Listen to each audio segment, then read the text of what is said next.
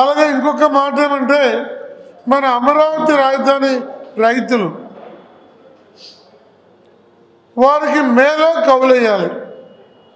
అది దళిత రైతులు, లంక భూముల రైతులు, హస్తండి భూముల రైతులు, పట్టా రైతులు.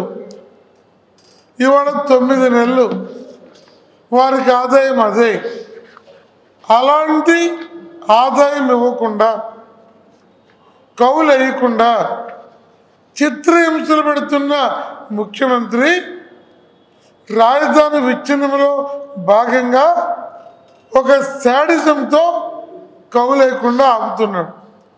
అదే ముఖ్యమంత్రి వారం రోజుల్లో 53,000 మంది పేదలకి కేసు కోర్టులో ఉన్న సుప్రీంకోర్టు తుది తీర్పుకి ఆధారపడి మాత్రమే చెల్లుబాటు ఉంటుంది అని చెప్పినాక రాళ్ళు బాతి, రోడ్లేసి, ప్లాట్లేసి నువ్వు ముద్రించిన పట్టా మీద కోర్టు తీర్పుకి ఆధారపడి ఉంటుందని ముద్రేసి నువ్వు పట్టాలు పంచావు తప్ప రైతులకు మాత్రం కౌలేదు.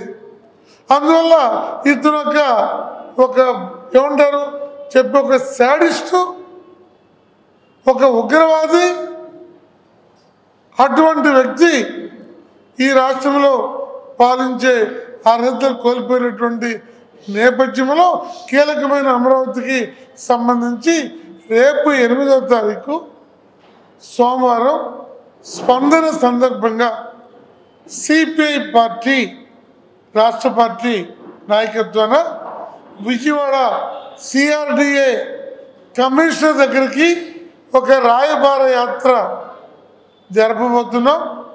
ఈ రాయబార యాత్రలో కౌలు రైతులు, కమ్యూనిస్ట్ పార్టీ కార్యకర్తలు అందరూ పాల్గొనాలని కోరుతున్నాం.